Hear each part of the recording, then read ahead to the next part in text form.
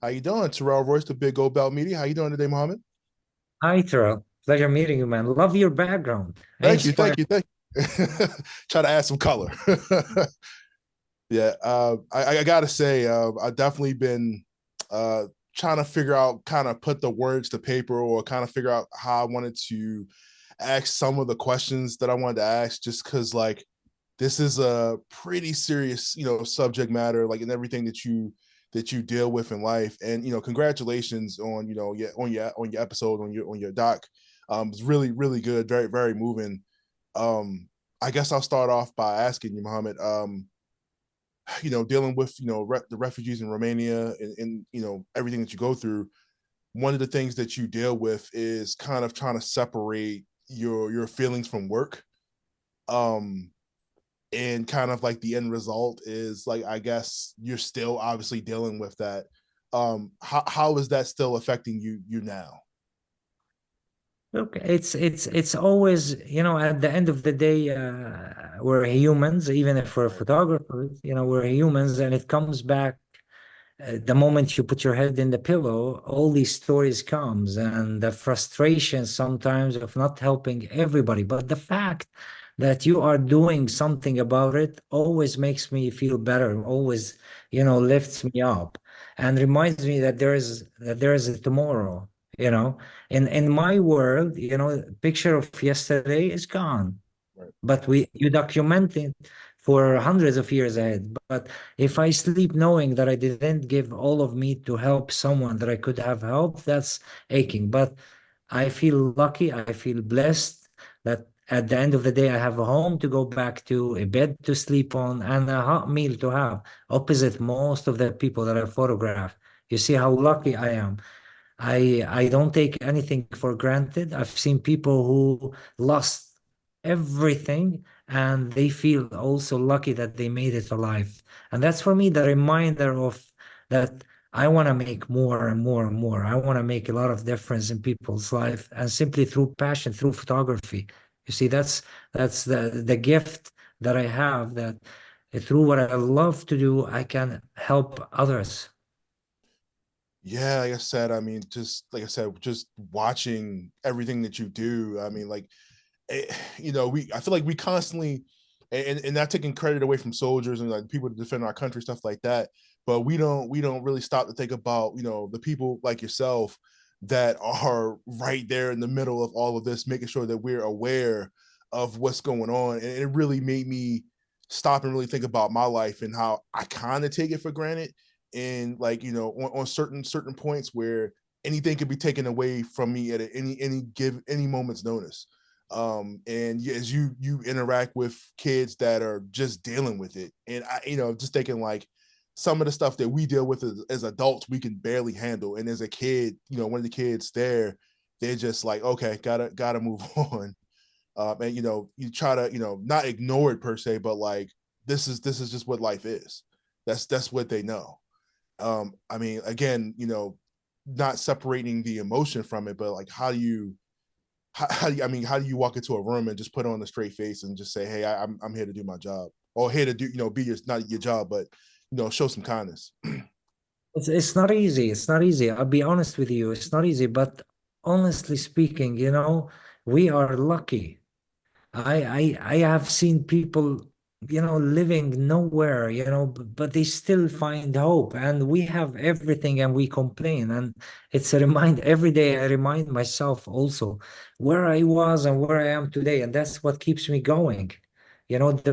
Every person that we help for me is another motive to continue what I'm doing. It's a marathon. It's a marathon. You have to keep going and going and going. And when you're tired, this is when you need that push and reminder to keep going. In 2014, I lost my best friend in Afghanistan, Anya Niederinghaus. She was shot and killed. And I spent 6 months in silence. I could not carry my camera. I could not talk. I could not do much. But then suddenly I woke up, with a brand new man. It's like I unplugged for 6 months. I went away from all the distraction, from all the noise, and I reminded myself why I'm there. I'm there to tell stories. I'm there to keep these stories going, to, you know, to spread the awareness, to raise the voice of the people. And that made me, believe me, triple speed to continue what I'm doing. Up to date, you know, I follow that mission for me, that if my picture doesn't make an echo, doesn't make people curious, it's a personal failure. You see, and every day is a new day, but working with children is very sensitive because sometimes we treat children as children. Actually, children are young adults. They know what they want, they know what they need.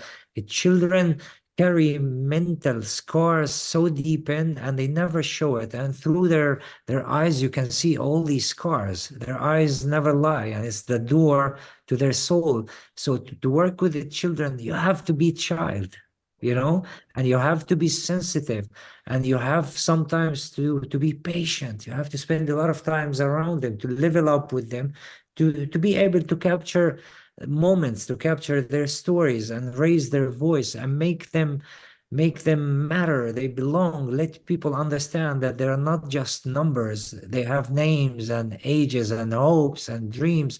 And when you come close to them, you need to collect all these stories.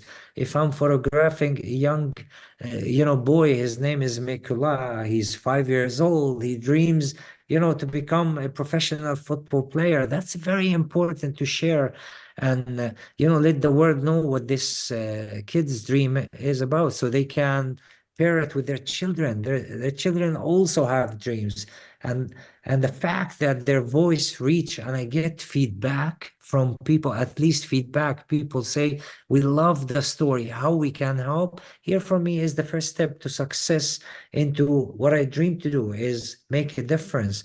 So it is a marathon. It's not 100-meter sprints, but it's never about me. It's about the people. So whenever somebody asks me, how do you feel? My answer is natural always. I'm lucky. I'm the guy, I'm the stranger who's capturing that moment, not that person in front of it. Not to get too deep into like your personal whatever, but you were saying dealing with the loss of your friend. Have you ever dealt with that level of depression before where it made you stop everything? Look, frankly speaking, when I lost my best friend, the trauma of 10 years before covering the war in Iraq came. So you Yeah. see, we're humans. 10 years after, I managed to put out what I faced in Iraq in 2003 and 2004. So there is a moment that we need to remember that, you know, we're human, blood and flesh, and what goes up must come down. But my best way to cope with it is to keep positive and continue what I'm doing and face it. I speak to my wife. My wife is my best friend, you know. We work together, we travel together, we face everything together. So I I I I never let myself be alone. These 6 months that I spent alone in silence woke me up. So that was my way of coping with that trauma, is finding something good that I can do to help others. So literally, I'm not helping others. They are helping me to Right. be a better human being. Yeah, it's just really, really good to hear, definitely hear you say that. I mean, especially, I mean, like you said, seeing everything you do and doing what you do, like being able to like overcome something, is, something would, put a stop to you at that point in your life. I mean, like, it's just how serious that is. Like you said, you eventually you have to stop to reflect, you know what I mean? You have to take it in and I mean, seem like you're still dealing with it, but you're able to get yourself back up and still share the joy that you do with everybody, obviously around the world. You Um, cannot give what you don't have. I'm a right, person who capture hope, you know, and if I'm not feeling hopeful, I cannot, you know, inspire others. And that's an important reminder, you know, at the end of the day, you have to feel good to make others feel good. You have to be hopeful to make others hopeful. And hope is all what we've got. I love, you know, these for me are not just pictures, these are voices, messages, and testimonies. And these messages and voices live forever. So I have to capture it. You know, I have to capture it 100% in one way to help these people seen in it. So to achieve that, I have to feel good to right. be able, you cannot give what you don't have. Absolutely. I noticed during the documentary, not really a lot of explanation behind it. Maybe I missed it. There was a lot of you coming in, making sure that you're providing like simple stuff like shoes and toys and stuff like that for kids. Was that was that something that came? Was that like out of your pocket, your dime, or was that like a donation thing? I don't know. Like I said, I don't know if I missed that or not.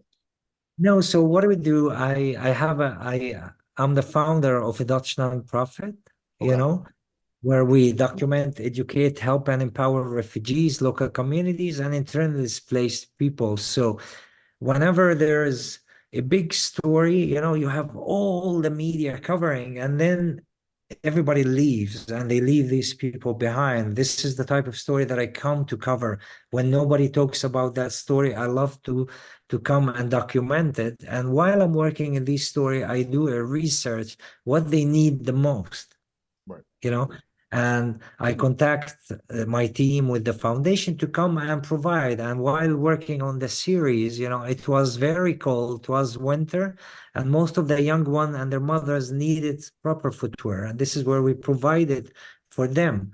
You see, once upon a time I worked in Serbia, and a big organization built a soccer field, but they could not provide the balls. Their budget couldn't provide the balls. They managed to have millions to build the field, but not the ball. This is where I came to provide 100 balls. Right. You see, these small things that matters, but are not available. With my foundation, we managed to bring in. That is really cool. Like I said, I mean, I could definitely, I mean, just the brief moments of like joy you see on the kids' faces, like when you come in the room, like you come in like Santa Claus, basically, and they just and I could. It's not just like you said, people come in and then they go, but you could tell you had a rapport with these kids. Like they knew who you were. They see your face, they lit up. They were sad when you left. Like this was something like again, like I see you and your wife like kind of struggling to go out the door. Like he was like, okay, this is I don't want to leave, but we have to. Like we got to do XYZ. Of course, you make sure everybody is good before you leave. But I can definitely, like I said, I can see the struggle every time, like with your multiple visits going in and out, just in just the brief recorded moments that we had here. Um, That's the saddest part. You always have to say goodbye, but we always remain in touch. I'm still in touch with these kids up to date. And the question is always when you will come to visit us again. So my plan in May actually to go like Santa Claus. We go and I document, but also we help. Can you imagine that? Through pictures, we built a foundation. Through foundation, we managed to help the people seen in the picture. So it's like it's taking its course. What I learned when I was a kid that pictures can, change words. It's a photo at a time, and that's how I go day by day. It's every picture could be the key to help a soul. yeah, I mean, it's like I said, I mean, I'm back in the day where, photography wasn't as taken as serious. Now it's so many things you can do, like you said, with a picture. So many things. Now, my last question, we can wrap it here, but what is the next step in your journey? What is the next step to I mean, obviously you can't solve all the problems of the world, but it was the next step in your personal journey. So I have already two plans. The first plan to go to Pakistan, spend time with the kids that I met 10 years ago. Mm. Talk back 10 years after, continue to see where they are right now. Also, I have a project to go back to the shelter that you saw in the series and rebuild some of the rooms and help, the residents there. So I have these two projects that I look really forward to. I couldn't wait to be on the ground and carry my camera and make more difference. Oh man, like I said, it's like I said, it was tough to watch, but I'm glad that I got to see it. I'm glad that I got to talk to you. So many questions I had just buzzing in my head that I wanted to ask. I mean, keep doing what you're doing. I mean, it's definitely a heartwarming story.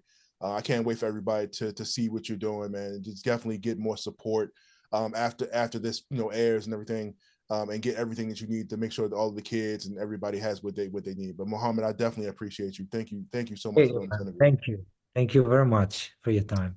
See you.